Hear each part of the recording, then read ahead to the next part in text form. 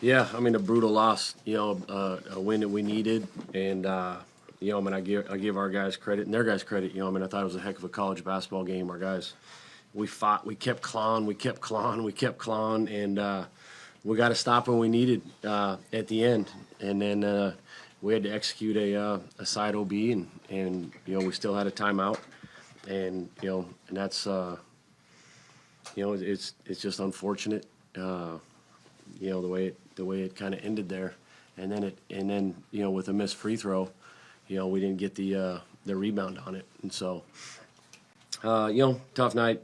It's hard. I mean, you got to give Rutgers a lot of credit too. I mean, the Harper kid. I mean, he's the best player on the floor. He was really really hard to guard. I don't know what he ended up with. I haven't even looked at the stats, but I know it's a lot. And he got a lot at the free throw line too. But it seemed like even in the second half, like their guards got in there and scrapped and got a couple offensive rebounds when we finally did get stops. They got offensive rebounds. We're a play short. It felt like we kept splitting free throws. We get one or two, one or two, one or two. And we just couldn't quite get over that hump. If you could speak to the intensity of this game, I mean, it felt like a postseason game, which, if for somebody who may have sort of come in and taken a look at the records or the standings, I mean, this didn't really feel like that. No, I mean that was a high level basketball game. On both teams, guys making big plays and the physicality of it, and it was just back and forth the entire time. I mean, like I said, big time players making big time plays, and they made one more play than us. And then just like have to ask you about, but just the free throw disparity there. It felt like you, like, all throughout the game, was having a dialogue with the refs. Just how do you sort of explain 37 to like 15? Yeah, I can't, because I felt like we were trying to be aggressive too. Yeah, I don't know. I'd have to watch the tape on that. But yeah, I mean, I thought a couple times, our guys were in position and made some good plays. But I'd have to watch it. But it's a hell of a disparity.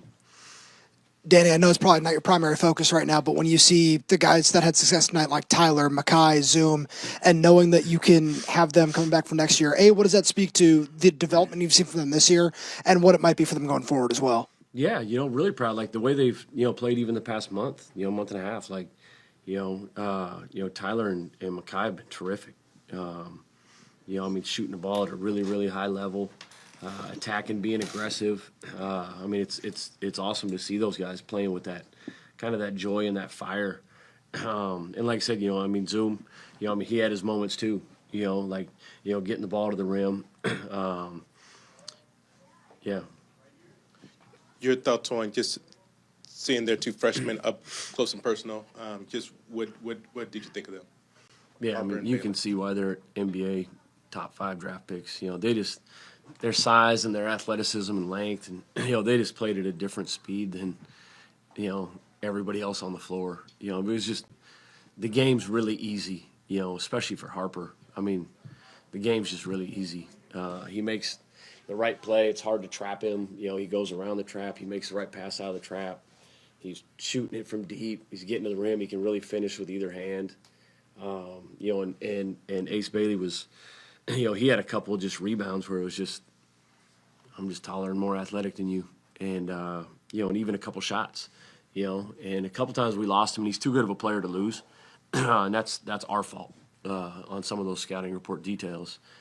He had a big one in the corner right in front of their bench in the second half where we just lost him. I mean, for no reason, and so you can't let great players like that get going.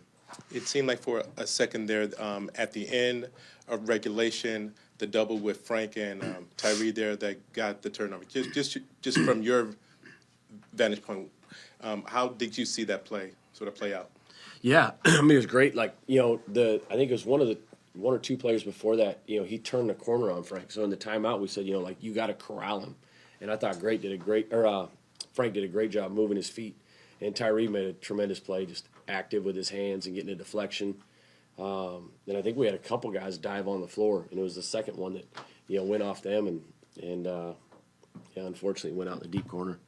And then from there, you like have the ball inbounds in that deep corner, and with like Zoom, there, just what options does he have on there? Was that on him or with the pass? Was that on other people? And it's on me. You know, I mean, I probably shouldn't have a freshman take the ball out in that situation.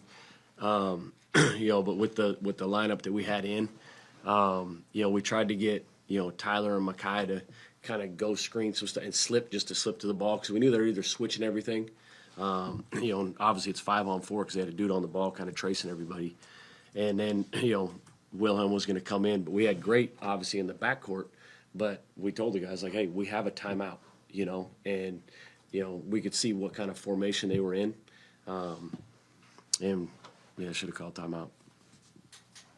Think just as you head forward, 5 games left. Does this one hurt more than others? And then how do you sort of rally from this one to get to the next one on Saturday? It does, just because it's the most recent one, and it meant a lot. It meant a lot. I mean, I thought the fans were terrific tonight, and just how hard our guys played and the energy and making shots.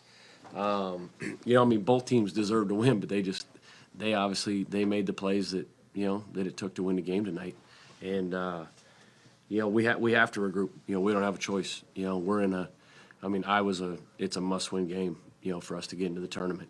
This game was huge for obviously tiebreaker purposes and kind of continuing to climb out of that the cellar there. So yeah, I mean it's a tough one to swallow, but got to let it hurt till midnight, and we got to get back after it tomorrow. Any other questions for Coach? DJ Davis. Yeah, he's sick. Yeah, I mean we gave him a flu test and a COVID test today, and both were negative, which is a good thing. But yeah, he said he was too sick to play. You didn't look good on Monday. You don't look any better today. You look worse. Yeah, no. I mean, I feel better. I mean, my eyes are still all jacked up, but I know it's not contagious. And that's why I didn't want to shake their players' hands. I just kind of gave them an elbow. I don't want Rutgers to get sick or anything like that. But it's spreading everywhere. We had a couple guys, 3 or 4 guys with it last week, and kind of just running through the team. Is it finished running through the team? Hopefully. Okay. When do you head back to Iowa? Tomorrow. Okay. Mm-hmm. And just maybe a little bit of a preview before you go?